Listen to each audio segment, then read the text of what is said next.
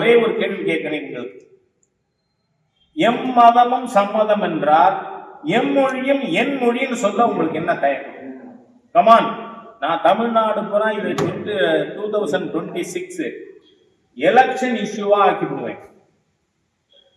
அனாவசியமா சென்ட்ரல் கவர்மெண்ட சீண்டாதீங்க, பிஜேபியை சீண்டாதீங்க.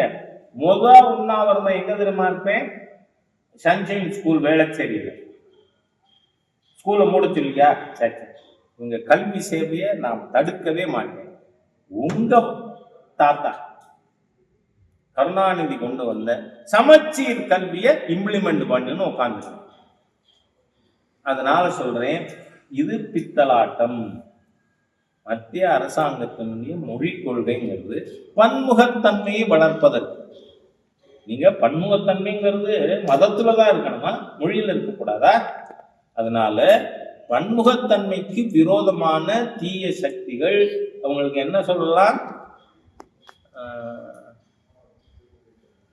இவங்க மத்திய சர்க்கார் என்ன சொல்றாங்க?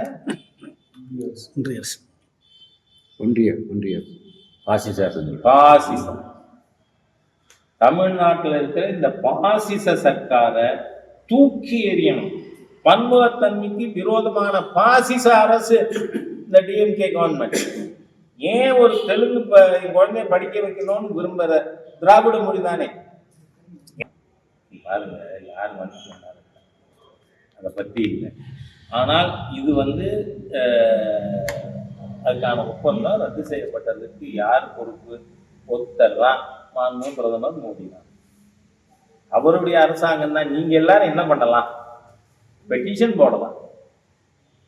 ஐயா மேலுக்கு பிரதமர் அவர்களே, மாண்பு பிரதமர் அவர்களே, உங்களுக்கு தண்டம் சமர்ப்பித்து நாங்கள் சொல்லுவது என்னவென்றால், அரிதாபட்டியில டங்ஸ்டன் வேண்டாம்.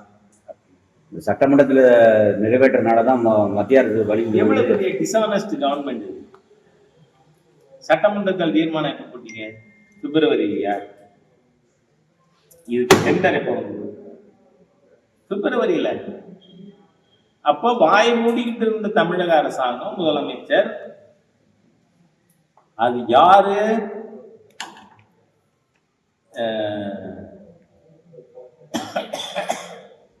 நம்ம ஸ்டெர்லைட் கம்பெனி, வேதா. அவங்க டெண்டர் எடுத்துட்டாங்கன்ன உடனே நீங்க போராட்டம் நியாயமா பேசுவோம். நீங்க டங்ஸ்டன் இது அங்க வரக்கூடாது அப்படின்னு சொல்ல என்ன பண்ணிருக்கணும்? பிப்ரவரி மாசம் டெண்டர் விட்ட பொழுதே நோ ஸ்டாப் இட் அப்படின்னு சொல்லியிருந்தா ஸ்டாலின் கொஞ்சம் முதுகெலும்பு இருக்கிற கொள்கை இருக்கிற சிஎம்னு சொல்லுவேன். நான் இல்லையே, நான் சொல்லுவேன் உங்களுக்கு பழக்கமே இதான். ஐயா, மோஸ்ட் டிஸ்ஆனஸ்ட் கவர்மெண்ட் இந்த டிஎம்கே. எப்படி தெரியுமா? சீமான் பிஜேபிக்குள்ள வர்றதுக்கான கேட்டா பெரியாரை பயன்படுத்திக்கிறாரு. அது யார்கிட்ட கேட்கணும்? நம்ம நண்பர் சீமான். அதை நீங்க எப்படி பாக்குறீங்க? ஏன் பாக்குறது என்ன? இது என்ன, நான் சிதம்பரமா டெல்லி கண்ணாடி வழியாக சிவகங்கை சிவகங்கை கண்ணாடி வழியாக இதுவரை டெல்லியை பார்த்தேன் அப்படின்னு பேசுறதுக்கு நம்பிக்கை தெரியும். சிதம்பரத்துக்கு ரொம்ப நெருங்கின நண்பர் தான். அதனால இது நான் என்ன பார்க்கறது? நான் ஒரு விஷயத்த தெளிவா சொல்றேன். ஈவே ராமசாமி நாயக்கர் தப்பா நினைக்கிறேன். ஏன்னா அதுக்கு நான் ஆதாரம் 1944 ஈவேரா முகமது அலி ஜின்னாக்கு லெட்டர் எழுதுறாரு. நான் உங்களுடைய பாகிஸ்தான் கோரிக்கையை ஆதரிக்கிறேன், அது நீங்கள் எனது திராவிடஸ்தான் கோரிக்கையை ஆதரிக்கணும். ஆனா இவருக்கு சரியான முறையில பதிலடி கொடுத்தார் முகமது அலி ஜின்னா. நான் என்னோட கோரிக்கைக்கு நான் வேலை பார்த்துக்கிறேன், உன் கோரிக்கைக்கு முடிஞ்சா நீ ஆதரவு தெரிவிக்க. அந்த லெட்டர்ல என்னன்னு கைது போட்டிருக்காரு ஈவேரா. நடந்தது 44. ஈவேராக்கு 60 வயசுக்கு மேலாயிடுச்சு. ஏன்னா அப்ப 47 48 ஒரு 26 வயசு பெண்மணியை மணந்தாருன்னு. அதே மாதிரிங்க என் ஃப்ரெண்டு, நான் ஆல்வேஸ் லைக் பார்த்தீங்கன்னா, ஆஹா, உண்மைகளை வெளிப்படையா திமுக ஏங்க பறந்துச்சு? வெள்ளூருக்கு ஈவேரா வந்தார், மணியம்மையை பார்த்தார், கல்யாணம் கட்டிக்கிட்டார், திமுக பறந்து. இதை நான் சொன்னேன்னா இல்லை, 2 நாள் முன்னாடி துறம்பு. அந்த மாதிரியா ஏதோ ஒரு கல்யாணத்துல கல்யாணமானா குழந்தை பிறக்கும், அது வேற. கல்யாணத்தை எதிர்த்து பிறந்த குழந்தை தான் இந்த திமுக. அதனால நான் சொல்றேன், ஈவேராவை 2013 ஏப்ரல் 4ஆம் தேதி வள்ளுவர் கோட்டத்துல நடந்த போராட்டத்தில் 4 தலைப்புல ஹெச் ராஜா பேசினார். என்ன? ஈவேரா ஒரு தேச துரோகி. ஏன்னா 1944 தீக்கானுடைய முதல் மாநாட்டுல போட்ட தீர்மானம், வெள்ளையன் வெளியேற வேண்டுமாம் காந்தியார் சொல்லுகிறார். காந்தியாருக்கு நல்ல பைத்தியம் எடுத்திருக்கு, என்ன சர்டிபிகேட் கொடுத்துருக்காங்க. என்ன? ஆகவே அவருக்கு வைத்தியம் செய்யக்கூட இங்கிலாந்து தேசத்திலிருந்தான் வைத்தியரை வாழ வைக்க வேண்டும். ஆகவே வெள்ளையன் இந்தியாவை விட்டு வெளியேறினால் விஞ்ஞானம் வெளியேறினார். கார் ஓடாது, பஸ் ஓடாது, தபால் தந்தி இருக்காது, இந்தியாவால் ஒரு குண்டூசி கூட தயாரிக்க முடியாது. எனவே வெள்ளக்காரன் இந்தியாவுக்கு போகக்கூடாது.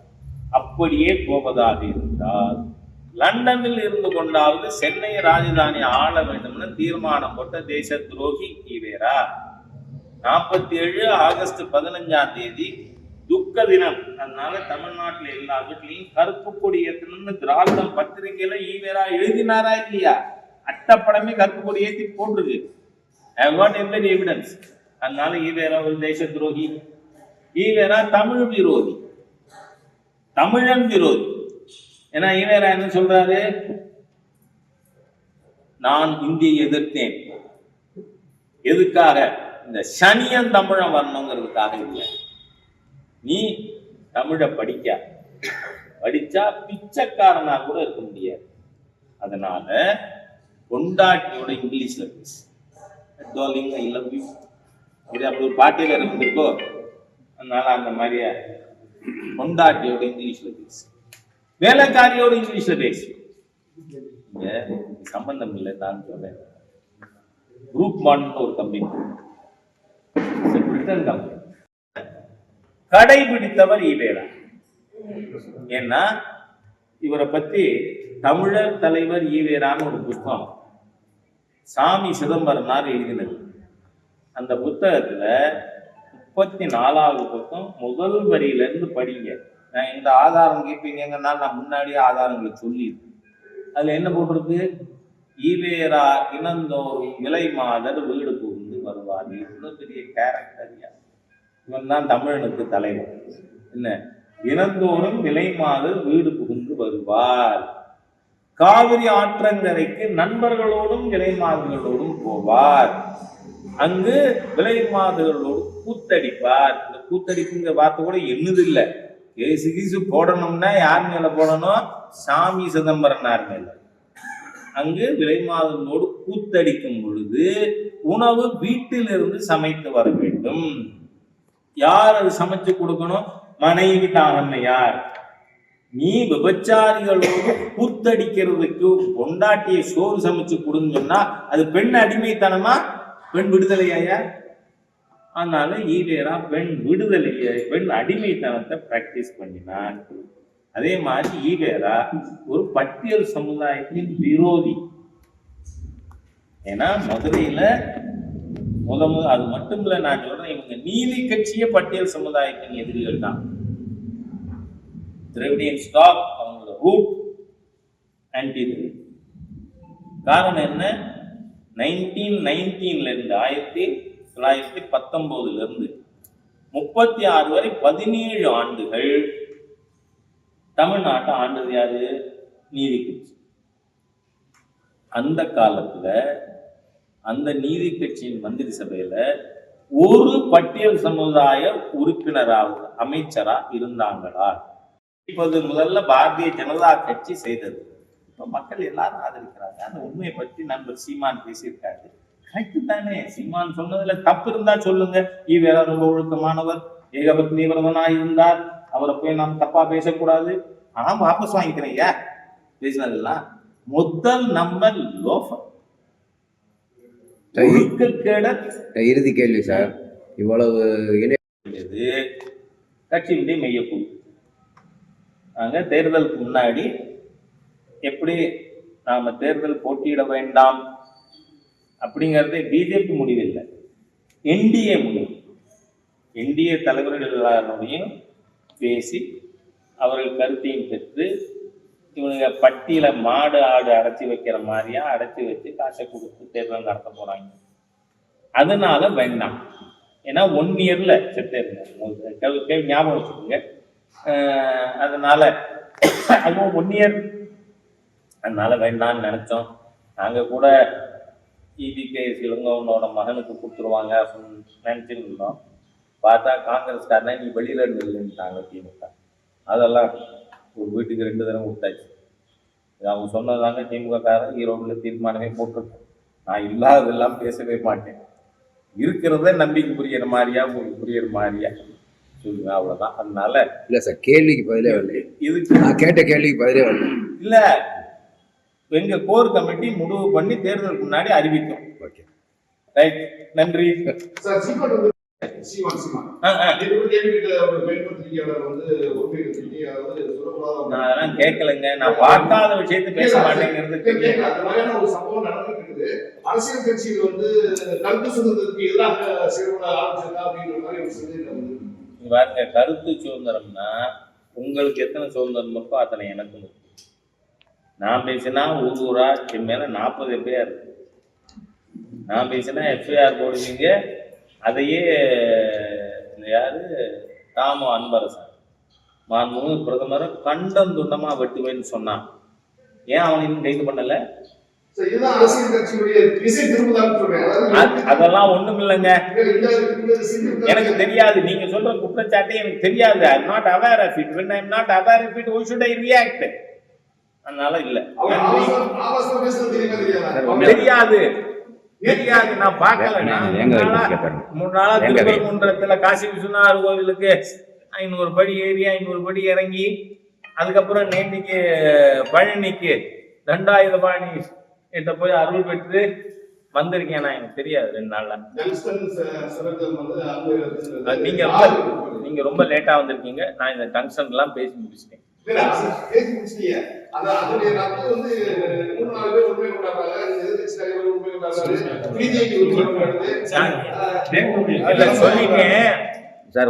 ஒரே ஒரு பழமொழி சுருக்கமா சொல்லிடுறேன். The victory has got many fathers. Defeat is always an orphan. சரியா? வெற்றிக்கு நிறைய தகப்பனார் கிளைம் பண்ணுவான், தோல்வி எப்பவுமே அனாதைதான். அது வெற்றி.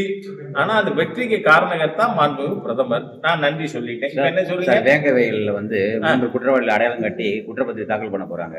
பனிஷ் பண்ணட்டும். மறுபடியும் CBI விசாரணை சொல்லி கேட்டிருக்காப்ல சார். கூட்டணி கட்சிகளே கேட்டுட்டாரு சார். வாயாலதான் எப்பவுமே பேசணும். நவத்வாரங்கள்ல ஏதோ ஒண்ணுல பேசுறேன்னா யாரும் பேசுறோம்? முத வெங்கவேல் பிரச்சனை வந்தப்ப நான் கேட்டேன் CBI விசாரணை. அன்னைக்கே திருமாவளவன் கேட்கல, அன்னைக்கே கம்யூனிஸ்ட் கேட்கல.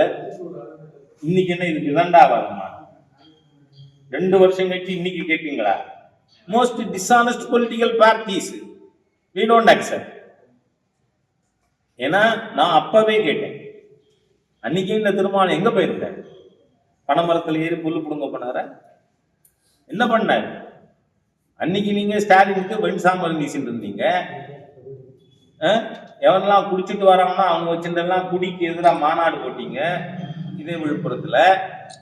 அதனால திருமாவளவன் எல்லாம் ஒரு நேர்மையான அரசியல் தலைவர் இல்லை. அவர் அப்படித்தான் பேசுவார்.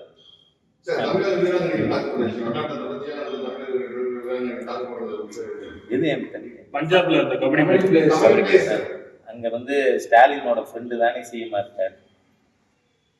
தாக்கப்பட்டது வன்மையாக கண்டிக்கத்தக்கது. ஆனா தீர்வு யாருக்கு இருக்கு? ஸ்டாலின் இருக்கு. உங்க ஃப்ரெண்டு தான் அங்க இருக்காரு, டிவி நடிகர், ஆம் ஆத்மி. அதுக்கு நன்றி.